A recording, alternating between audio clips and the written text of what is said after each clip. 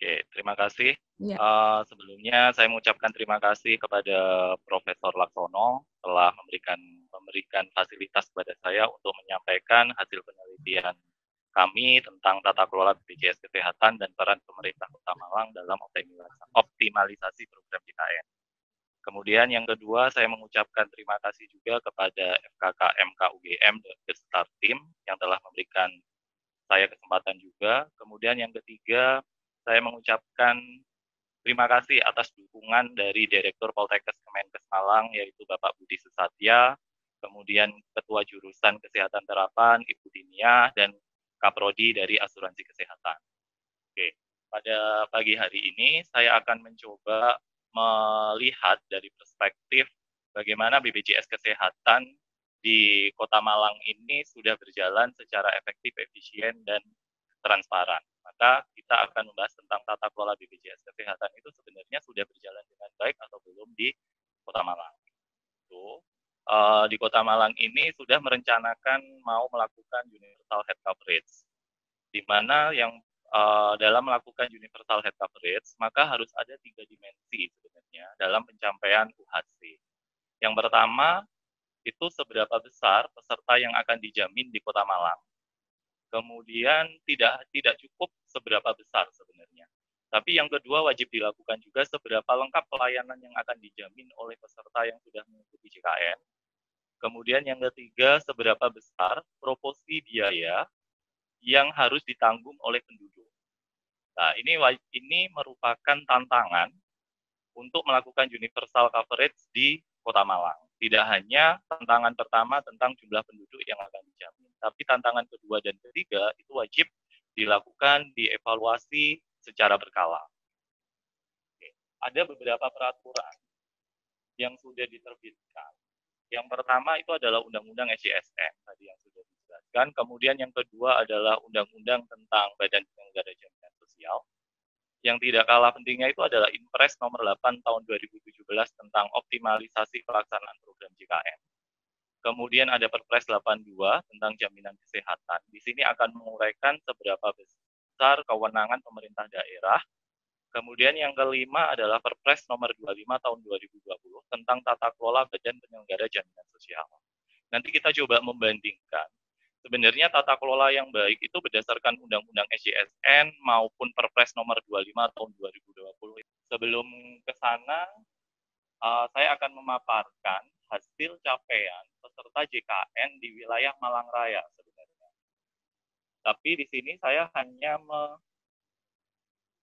memberikan data untuk Kota Malang. Ini merupakan data yang saya peroleh per 31 Desember 2019. Data ini saya peroleh dari BPJS Kesehatan, di mana Kota Malang itu capaian peserta JKN itu sekitar 69,48%. Halo Pak Teguh. Iya, Pak Teguh izin. Iya. Izin. Iya. Suaranya belum terdengar dengan jelas. Mungkin lebih didekatkan lagi tekniknya. Oke. Iya, Bu. Oke, sudah, Bu? Nah, sudah, mantap. Oke. Di Kota Malang, jumlah kepesertaan yang sudah terdaftar di JKN itu sekitar 68,48%. Di mana dominasi paling tinggi itu berada pada PBI APBN, PBPU sekitar 27,91% dan PBI APBN sekitar 20,24%. Di mana PBI APBN ini masih mendominasi kedua untuk kepeserta JKN. Kemudian yang kedua, untuk PBI APBD itu hanya 8,92% dari jumlah penduduk yang tercover dan iurannya dibayar oleh pemerintah daerah. Kemudian yang menarik lagi tentang realisasi iuran. Realisasi iuran antara pendapatan iuran yang seharusnya dengan penerimaan iuran. Kita lihat yang saya kuningin di situ ada PBI APBD dan yang ketujuh adalah PBPU. Di mana PBI APBD penerimaan iuran secara kolektibilitasnya itu 188%. Melebihi seharusnya membayarkan 44 miliar, tapi pemerintah itu membayar sekitar 83. miliar. Nah, ini jumlah penduduknya di mana? Nanti coba kita bandingkan dengan jumlah peserta yang sudah ada di atas tadi. Misalnya PBI, APBD di Kota Malang. Di Kota Malang tadi sekitar 54.000. Kalau dikalikan 23.000 dikali dengan 12, itu hanya sekitar 50, hanya sekitar 20-an. Ya. Di situ mengindikasikan bahwa ada perbedaan data antara jumlah peserta PBI yang dibayarkan dengan jumlah iuran yang dibayarkan. Ini harus menjadi perhatian pemerintah daerah untuk memperoleh data, sebenarnya untuk memperoleh data dari BPJS Kesehatan. By name, by address, tidak cukup by name, by address sebenarnya di sana.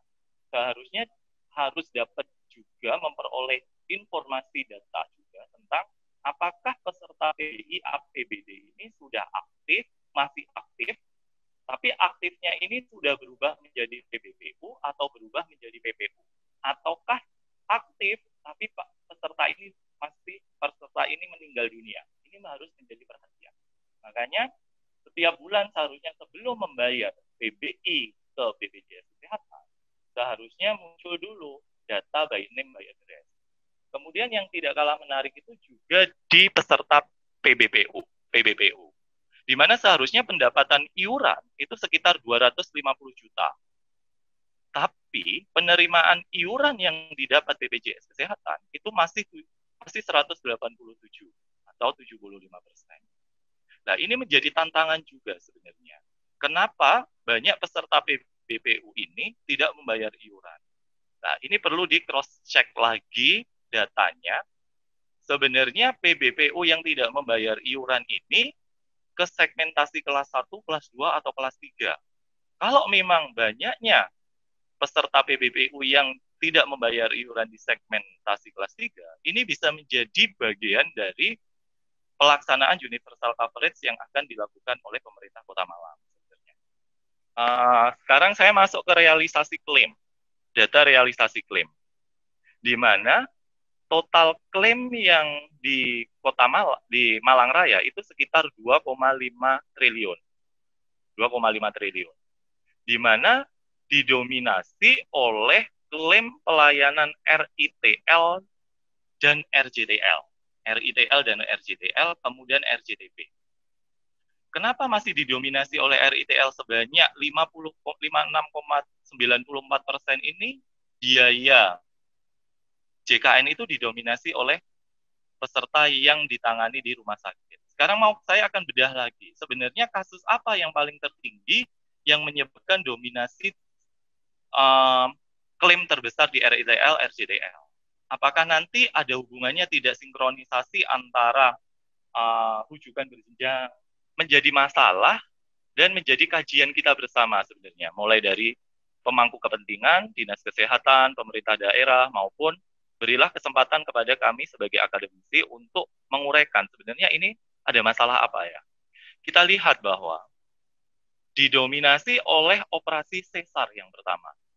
Masih 14.000 dalam 1 tahun terjadi operasi sesar. Dia menghabiskan biaya sekitar 78 miliar.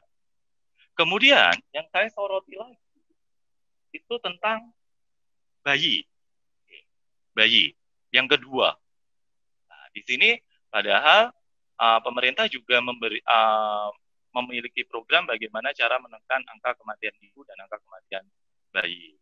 Nah, hal ini seharusnya ada peranan penting dari Dinas Kesehatan untuk menekan biaya pelayanan kesehatan, khususnya SC itu. Kenapa ya SC ini terlalu tinggi? Dia menghabiskan biaya pelayanan paling banyak di wilayah Kota Malang. Kita lihat 10 case main group tertinggi dari rawat jalan tingkat lanjut. Paling tinggi masih didominasi oleh penyakit kronis, 9 penyakit kronis. Nah, di sini mengindikasikan bahwa masih belum ada match antara rujukan balik dengan rujukan balik untuk penyakit kronis dengan pelayanan ada di rumah sakit. Padahal rumah sakit sudah ngeklaim juga dengan menggunakan obat online, apotek online, kemudian di PPK 1. Ini harus ada koordinasi yang sangat ketat antara fasilitas kesehatan tingkat pertama dan fasilitas kesehatan tingkat lanjutan beserta apotek online yang bekerja sama dengan BPJS Kesehatan. Ini menjadi kewenangan sebenarnya untuk mengatur Dinas Kesehatan dalam kewenangan hal tersebut. Secara eksplisit ini sudah dilakukan, tapi pelaksanaannya perlu kita evaluasi berdasarkan data ini, di mana penyakit kronis ini masih mendominasi sekitar 1 juta kasus, kemudian dengan jumlah 256 juta. 200. Oke. Kemudian kita lihat, saya mengambil dari hasil wawancara dari Dinas Kesehatan. Sebenarnya kami mengambil wawancara ini dari beberapa stakeholder. Salah satunya adalah Dinas Kesehatan, kemudian ada Bapeda, ada Dinas Sosial, kemudian ada BKAD, kemudian ada rumah sakit dan klinik maupun rumah sakit negeri yang ada di Kota Malang. Oke. Saya coba mengutip dari hasil wawancara saya dengan Dinas Kesehatan, di mana data dan informasi dari BPJS Kesehatan diberikan pada saat rakor, rapat koordinasi, yang menjelaskan mengenai jumlah iuran dan kepesertaan stakeholder dan tidak mendapatkan laporan secara tertulis. Oke. Nanti dari pernyataan ini, sebenarnya BPJS Kesehatan ini sudah melakukan tata kelola dengan baik atau belum? Nanti kita kaji dari 9 prinsip asuransi sosial berdasarkan Undang-Undang SJSN dan 7 prinsip dari tata kelola berdasarkan Perpres nomor 25. Nah, di situ ada perbedaan. Oke. Kemudian yang kedua, semua peserta di kami juga ada pendampingan dari kami dan KPK. KPK pun juga sulit mendapatkan data itu.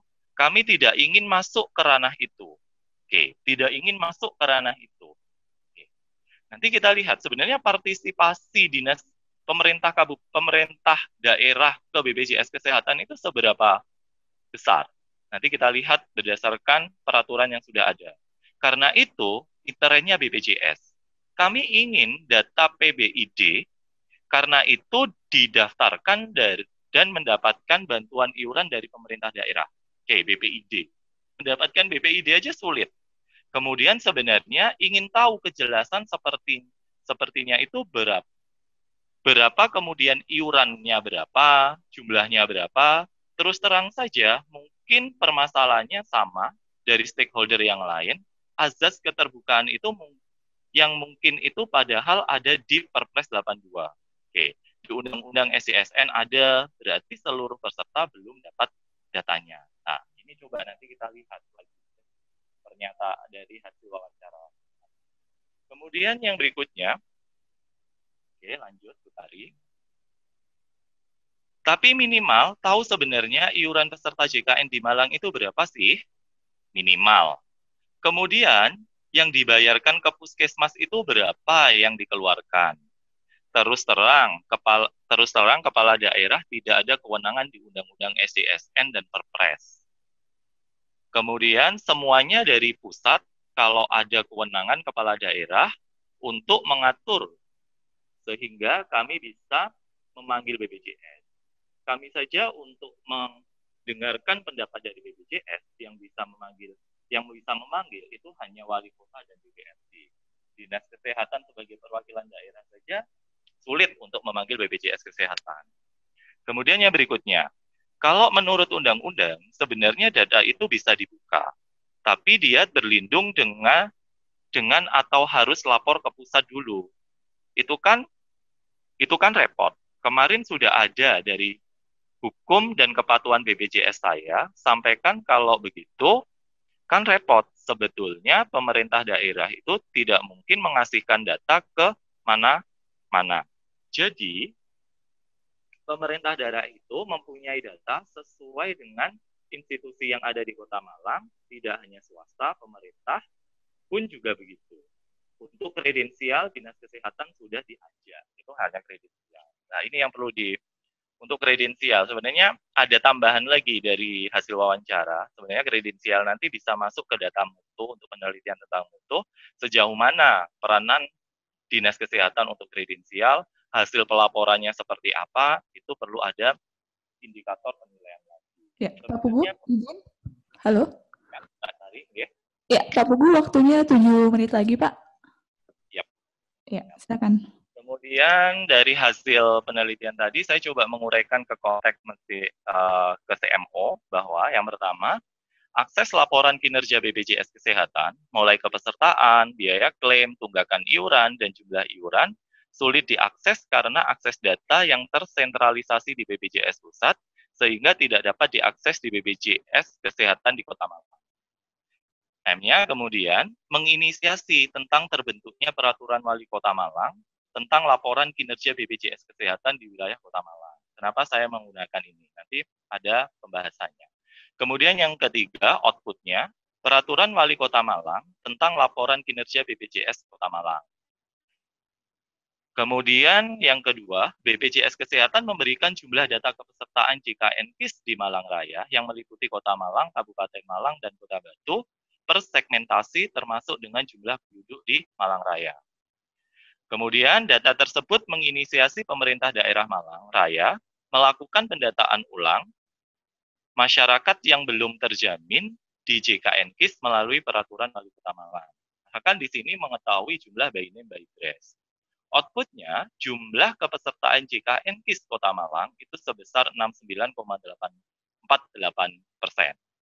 Kemudian yang kedua, Peraturan Wali Kota Malang tentang integrasi kepesertaan JKN-KIS di Kota Malang. Integrasi harus ada sebenarnya.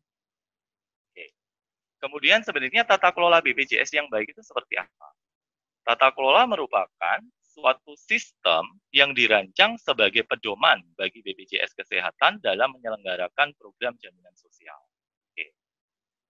Kita lihat lagi bahwa dalam melaksanakan tata kelola itu, maka BPJS Kesehatan itu wajib menganut beberapa prinsip. Nah, di sini ada perbedaan antara prinsip tata kelola asuransi sosial di Undang-Undang SJSN dengan Perpres nomor 25 tahun 2020.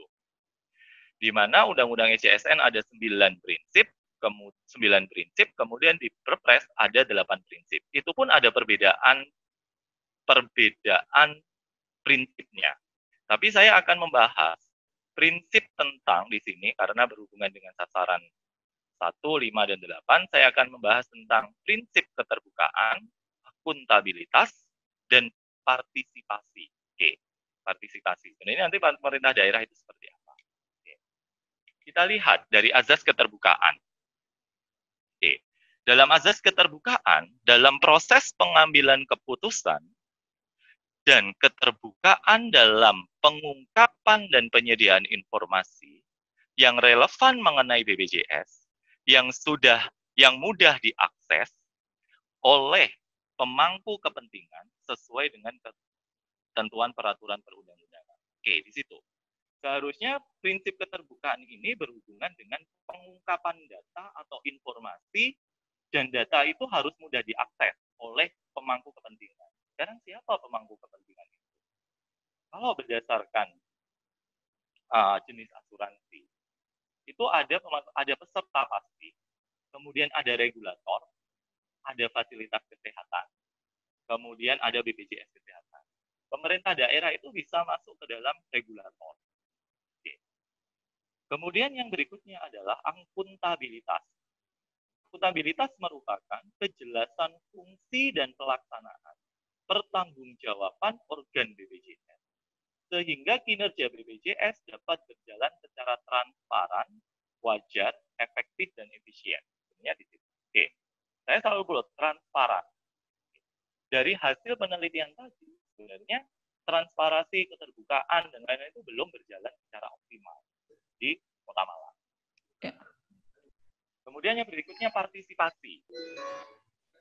Oke, intinya partisipasi adalah keterlibatan pemangku kepentingan dalam proses pengambilan keputusan untuk membangun kerjasama dalam mendukung program jaminan sosial. Oke, di situ ada keterlibatan dan kerjasama dalam mewujudkan jaminan sosial.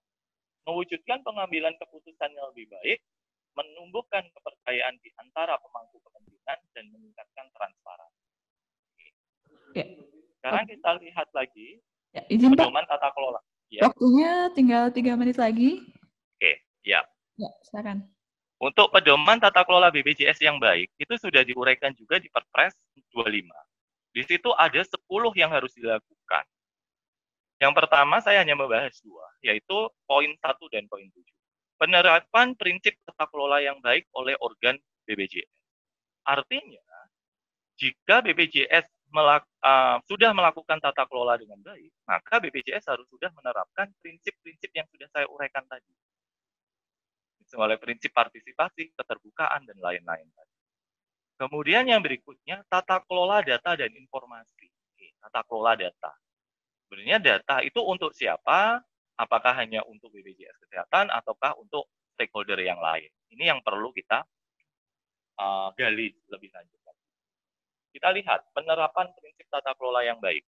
Dalam rangka menjalankan fungsi, tugas, dan kewenangannya, Dewan Pengawas dan Direksi wajib menjalankan prinsip tata kelola yang baik. Ada kata wajib, jadi patuh. Nah, tapi kenyataannya antara pemerintah Kota Malang dengan BPJS Kesehatan dalam mendapatkan sebuah data itu tadi berdasarkan hasil wawancara tadi seperti itu, akhirnya belum tercapai itu untuk prinsip-prinsip yang sudah harus dilaksanakan oleh BPJS Kesehatan. Kemudian untuk tata kelola dan informasi, di situ ada pasal 15 itu menyebutkan bahwa BPJS Kesehatan wajib membangun database terpadu yang digunakan secara bersama-sama untuk penyelenggaraan program jaminan sosial. Oke, BPJS Kesehatan sudah membangun sebuah base data terpadu. Tapi pertanyaan berikutnya, apakah data itu bisa digunakan bersama-sama untuk penyelenggaraan program jaminan kesehatan nasional ke seluruh stakeholder, pemangku kepentingan dalam menyukseskan program JKN. Kemudian di pasal 16, direksi wajib memberikan data dan informasi kepada pemangku kepentingan sesuai dengan ketentuan peraturan perundang-undangan. Oke.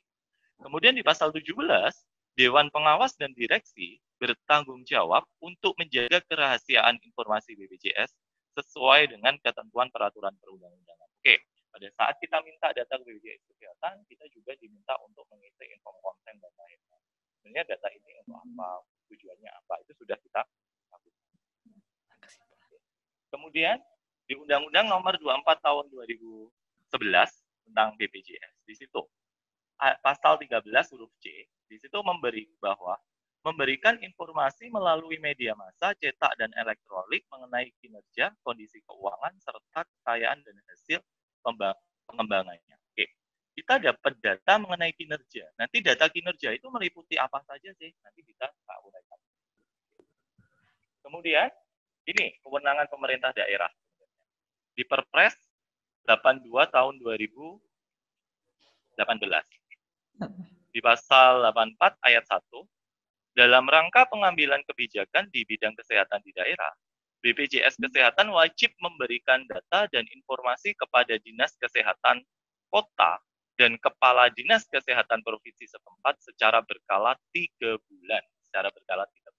Oke, diadakan rakor setiap 4 bulan tadi, itu seharusnya sudah diberikan laporannya.